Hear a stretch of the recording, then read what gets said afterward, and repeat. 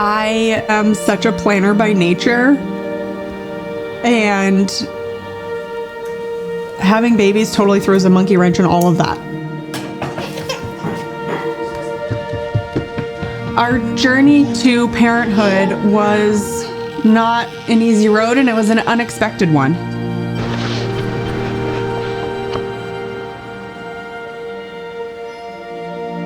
You're taught when you grow up, wear protection, it can happen the first time, all the things, and so you think when you start to try, maybe it'll take a couple months.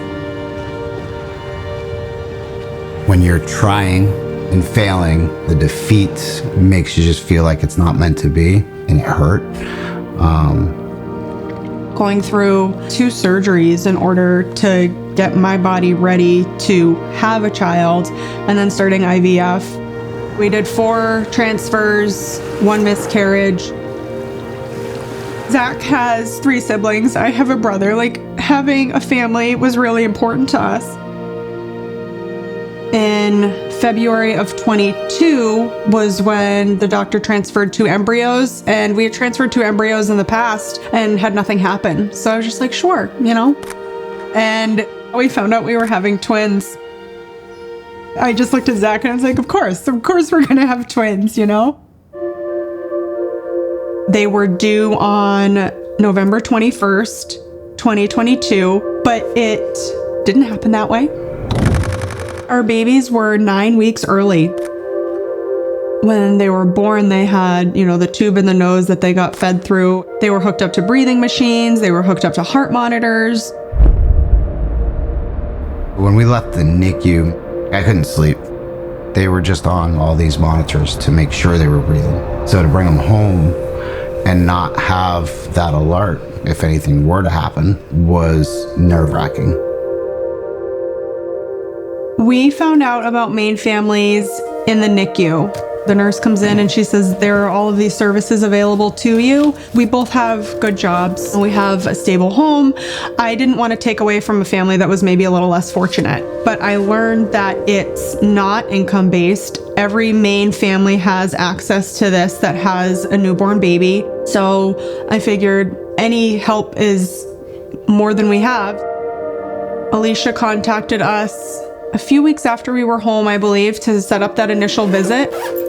I was a little bit weary because then it's somebody coming into your house with brand new babies. But when she came in, she was great. She let us know what her intent was and what the support would be.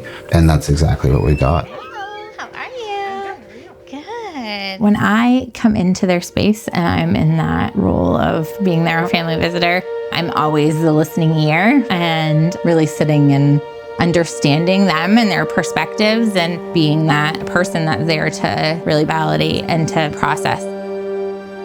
I'm able to bounce ideas off of her and say, they're not sleeping through the night and I can't figure out why. They're fed and they're happy and they have all of their things that they need. Why aren't they sleeping? Just having somebody from her education background in early childhood has been really incredible. Our kids are obviously much different than any of our friends or family's kids. So to have Alicia provide us with that evidence-based information that we can apply to our situation, our kids' situation, as far as their development and their motor skills as a new parent, where we didn't know a lot of these things was crucial. Big on top a little. Yeah. Way to go, David. Good job, Charlie. You did it. The first year, they were 2 months behind with meeting milestones and crawling and walking, and to have somebody say this is normal and this is what you should be doing was so helpful. And then, do you have concerns about Charlotte's eating or sleeping? I do not. Does your child wake 3 or more times during the night? Not anymore. Yay! The beautiful things come out of the hard parts, right? There's a lot of benefits to being able to sit with that. Raising our children, it's not linear.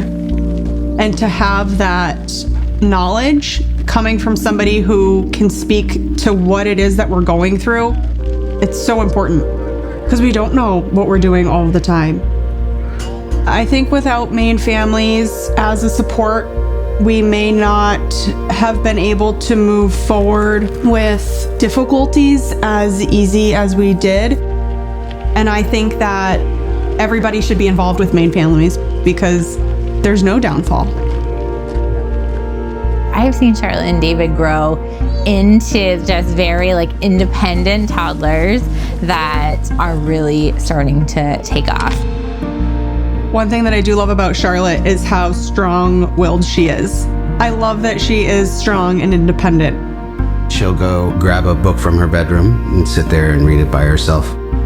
David is sensitive, and he's so smart. Just watching him, you can tell he's focused, like he's thinking about something. He's looking for his next move, always.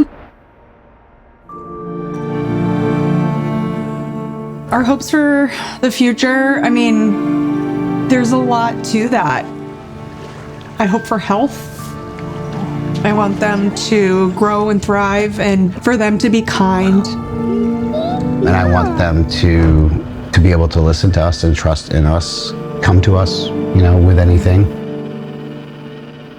We just want them to be surrounded by love and to have all the resources to be successful in whatever that means for them.